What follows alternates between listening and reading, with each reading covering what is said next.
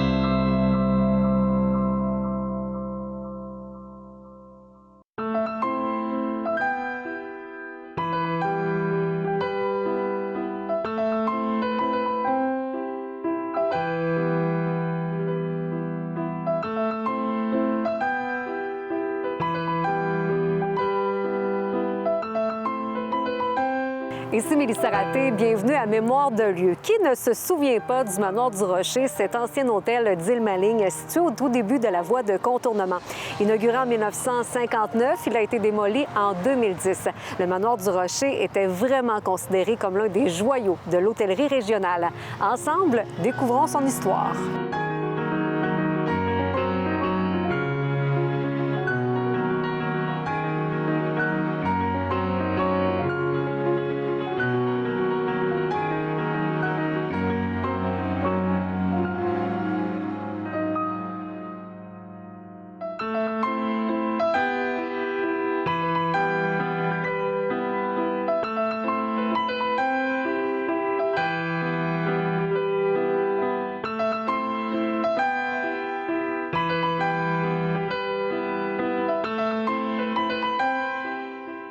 En compagnie de Marianne Boivin, agente de revitalisation au SARP à la Société d'histoire du Lac-Saint-Jean. Marianne, bienvenue parmi nous, c'est ta première. Oui, en effet, je suis très contente d'être ici aujourd'hui. Pour Mémoire de lieu, cette fois-ci, on parle du manoir du Rocher. Probablement que plusieurs se souviennent de cet hôtel, maintenant démoli, mais qui trônait sur un rocher là, à Île-Maligne. Parle-nous un petit peu de ses tout débuts, de son inauguration, de sa conception. Oui, en fait, le manoir du Rocher a été inauguré le 29 août 1959. Donc, dès ses débuts, en fait, le manoir du Rocher était considéré comme étant un hôtel de luxe. C'était vraiment considéré comme étant le joyau de l'industrie hôtelière régionale de l'époque. Quelles sont les principales caractéristiques qu'on pouvait retrouver à l'intérieur, que ce soit les chambres, la salle de réception, même la décoration? Tu viens de le mentionner, là, c'était d'une beauté. Oui, donc l'hôtel comportait 26 chambres qui étaient vraiment équipées, très bien équipées en fait pour l'époque. Donc, qui comportait téléphone, cabinet de radio-télévision, fauteuil, salle de bain complète. Et dans le cœur en fait du manoir du Rocher, on retrouvait la salle à manger dans la partie circulaire. Donc, cette salle à manger-là pouvait accueillir jusqu'à 120 personnes. Elle avait vraiment une allure très chic pour l'époque, donc une très belle décoration. On retrouvait des plafonds noirs décorés de maçonnerie blanche. On retrouvait aussi des planches de cèdre qui recouvraient les murs et le mobilier variait beaucoup, alternait du vert au jaune. La particularité aussi de la salle à manger, c'est qu'elle offrait une vue panoramique en fait sur la ville d'Alma. Donc d'un côté, on pouvait observer la ville d'Alma, ses usines, et de l'autre côté, on pouvait observer la grande décharge, les montagnes et les forêts. On va se le dire, là, il y a du monde qui s'est marié au manoir du Rocher. D'ailleurs, dans les années 60-70, c'était un endroit très prisé, un endroit de prédilection. Pour quelles raisons? Oui, donc c'est ça. Durant les années 60 et 70, les mariages étaient très, très, très populaires durant cette époque-là, même qu'au mois de mai 1965, on a fait devancer la façade de l'hôtel pour pouvoir augmenter la capacité de la salle de réception de 120 à 500 personnes. Outre les mariages, par contre, on retrouvait plusieurs autres événements très, très importants pour la ville d'Alma, des colloques, des congrès, des dîners d'affaires, des rassemblements mondains. C'était vraiment le lieu mondain par excellence à l'époque à Alma. Il y a même aussi Pierre-Éliott Trudeau également qui est venu faire son tour. Oui, en 1970, à l'époque où il était premier ministre du Canada, oui. Le manoir du Rocher a aussi servi de bureau temporaire, entre autres quand ça a été la grève de l'Alcan. Ça a été un événement marquant.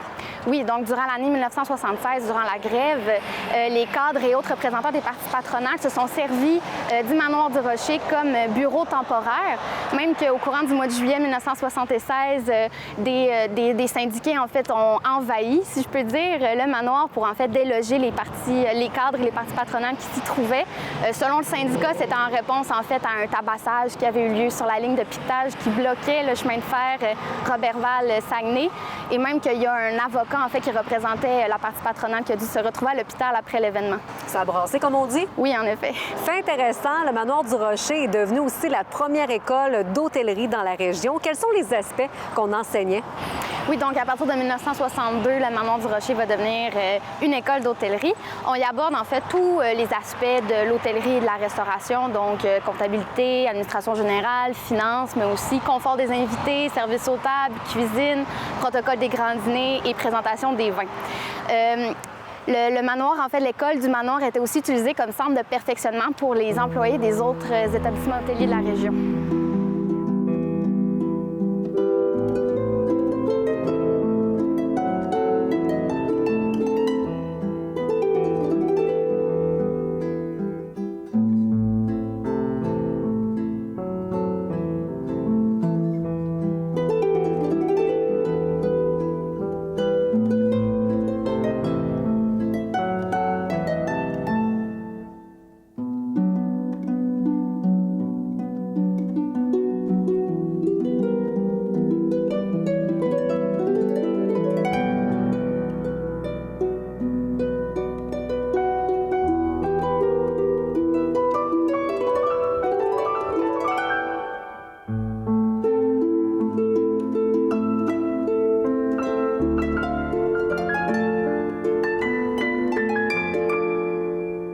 Marianne, la récession fait mal au milieu hôtelier de la région, même partout au Québec, et le manoir du Rocher doit prendre une décision à cette époque. Oui, donc la récession économique qui a lieu au début des années 80 va affecter la rentabilité du manoir du Rocher qui va devoir fermer ses portes au courant de l'année 1982. Malheureusement, cette récession économique-là va toucher plusieurs milieux d'affaires, en particulier dans la région de la ville d'Alma. Donc, on va noter la fermeture, par exemple, de l'Auberge des gouverneurs, mais aussi d'institutions comme Isolation Générale et le magasin de meubles d'Edmond Deschênes. Marianne, le manoir du Rocher a eu un second souffle, si on peut dire ainsi. Et ça, c'est grâce, entre autres, à l'ancien maire de l'époque, Gabriel Fortin, qui avait lancé une espèce d'appel à tous. Oui, en fait, en 1982, le milieu des affaires est vraiment en peine parce qu'il n'y a plus vraiment de lieu, en fait, où tenir congrès, rassemblement d'affaires ou tout rassemblement important. Donc, c'est ça, au mois de novembre 1982, le maire Gabriel Fortin va faire un cri du cœur, en fait, au milieu des affaires pour un réinvestissement des milieux hôteliers fermés pour leur réouverture. Cet appel-là sera entendu et le 1er décembre 1982, la réouverture du manoir du Rocher est annoncée. Donc, de 1982 jusqu'à 1986, le manoir du Rocher redevient un témoin privilégié de la vie sociale almatoise, même qu'en 1985, on peut noter le passage de Robert Bourassa lors de la campagne électorale qui a mené à son élection en tant que premier ministre du Québec. Donc, ça a été quand même une deuxième ouverture qui a été quand même assez bénéfique pour le manoir du Rocher. Par la suite, en 1986, 27 ans plus tard après son existence, on change complètement de vocation. Oui, c'est ça. Donc, la propriétaire Marlène Martel va annoncer, en fait, la reconversion du manoir du Rocher en résidence pour personnes âgées qui pourra accueillir 44 résidents. En 2000, Marianne, on pense que c'est la fin pour le manoir du Rocher parce qu'il y a une mauvaise nouvelle qui est écrite dans un journal. Oui, donc on va apprendre le 5 août 2000 dans les pages du quotidien que le manoir du Rocher serait probablement voué à être démoli puisque le tracé de la voie de contournement prévue par le ministère des Transports passerait sur le terrain du manoir. Cependant, le ministère des Transports va préciser qu'il n'y a aucune décision de prise à cet instant précis. Si bien qu'en fait, en 2007, les propriétaires du manoir du Rocher vont investir 1,7 million de dollars dans la rénovation du manoir et dans l'ajout de 31 nouvelles unités. C'est quand même particulier parce que 2 ans après ces investissements-là, il y a une entente entre les propriétaires et le ministère du Transport. Oui, donc en décembre 2009, les propriétaires du manoir et le ministère des Transports s'entendent en fait pour mettre la clé sous la porte pour démolir le manoir du Rocher. Donc démolition qui se fera l'année d'après, en 2010, pour en fait faire les travaux de la voie de contournement qui passera finalement sur le terrain du manoir. Les travaux vont être complétés en automne 2020 au grand bonheur des résidents de l'île Maligne. Marianne, même si ce lieu est maintenant disparu, le manoir du Rocher avait une très belle architecture pour l'époque. Oui, donc le manoir du Rocher est l'œuvre de l'architecte Maurice Gravel, qui était très reconnu en fait pour son style moderne, qui transparaît très bien dans l'architecture du manoir du Rocher. Donc on retrouve une partie rectangulaire et une partie centrale, surmontée d'un toit plat. Entre les deux, on retrouve une très grande entrée vitrée de haut en bas, avec un imposant escalier en béton agrémenté d'un garde-corps orné de motifs contemporains. L'entrée est aussi caractérisée par le volume rectangulaire en saillie, donc qui est recouvert de pierres de granit. Donc on retrouve aussi le granit sur la partie centrale en dessous des fenêtres. Et aussi on retrouve des lettres en néon très voyantes sur cette portion en saillie et aussi sur le toit pour annoncer en fait aux passants l'arrivée de l'hôtel. Ce qui était aussi marquant pour le manoir du Rocher, c'était vraiment sa salle de réception circulaire. C'était quand même assez original. Oui, donc c'est ça, cette salle de réception-là circulaire, elle permettait la vue panoramique assez caractéristique aussi, et ça permettait aussi de maximiser en fait l'espace, de maximiser le nombre de convives en fait qu'on pouvait y asseoir.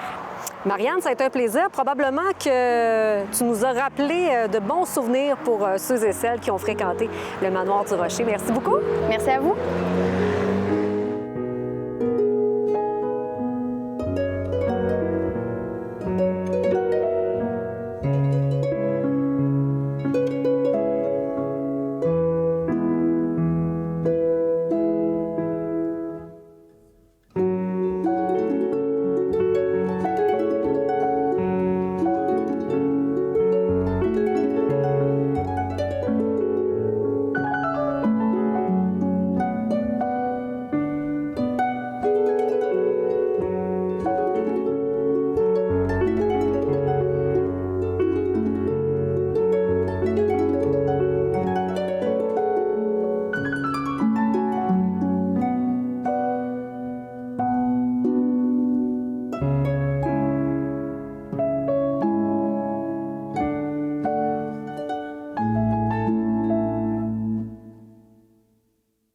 L'expertise et le leadership de la Société d'histoire du Lac-Saint-Jean permettent à la collectivité de bâtir son avenir en intégrant son patrimoine et sa culture. La Société d'histoire du Lac-Saint-Jean est fière de vous avoir présenté l'émission Mémoire de lieu.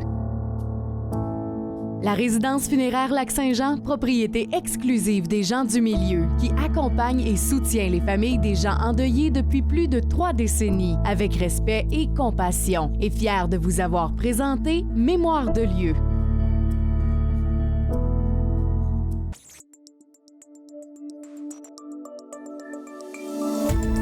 Cette émission d'Accès est appuyée par Cogeco et est rendue possible grâce à la collaboration de la communauté avec Nous TV.